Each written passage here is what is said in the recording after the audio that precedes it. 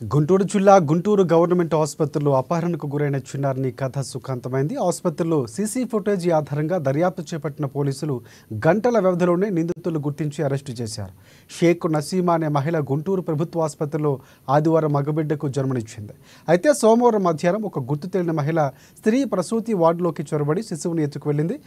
బాధితుల ఫిర్యాదు మేరకు పోలీసులు కేసు నమోదు చేసుకుని దర్యాప్తు చేపట్టారు. ఎస్పీ సతీష్ కుమార్ పోలీసు బృందాలను రంగంలోకి దింపి చిన్నారిని గంటల వ్యవధిలోనే తల్లి ఒడికి చేర్చారు.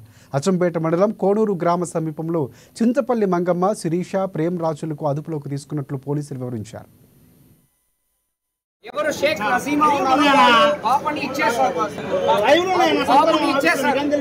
బాబుని ఇచ్చిన తర్వాత కూడా ఎవరు బాబుని తీసుకున్నారో వాళ్ళు వెనక రాకపోవడం వల్ల డౌట్ వచ్చి మన పోలీసు తర్వాత మనం బేస్డ్ ఆన్ ఇన్వెస్టిగేట్ మన పాపని ఇక్కడ నుంచి ఎవరు తీసుకున్నారన్నది చూసామంటే గోరగట్ట ఈషా అనే ఆవిడ, వాళ్ళ తల్లి చింతపల్లి మంగమ్మ, తర్వాత వాళ్ళ హస్బెండ్ గోరగట్ట ప్రేమ్ కుమార్, ఈయన ముగ్గురు, ఇంకొక జన్ కూడా ఉన్నారు. వాళ్ళ నలుగురు కూడా ఇక్కడ నుంచి ఆటోలో బాబుని తీసుకొని వారు కోనూరు విలేజ్ అచ్చంపేట మండల్ పల్నాడుకి వెళ్ళినట్టు. అంటే మనం దీన్ని దర్యాప్తులు చేస్తాము, దర్యాప్తులు మనం అన్ని చెప్పలేము. ఎలా చేస్తామని పక్కన పెట్టామంటే విత్ ఇన్ 2 hours లో వీళ్ళు ఎలాగా తీసుకొని వెళ్ళారు అన్ని ఐడెంటిఫై. పల్నాడు పోలీస్ సపోర్ట్ తో పాటు విత్ ఇన్ మనకి 2.5 hours లో మన బాబుని, చిన్న పాపని మనం సేవ్ చేయడం. ఇప్పుడు మా తల్లి దగ్గర హ్యాండ్ ఓవర్ చేసాము.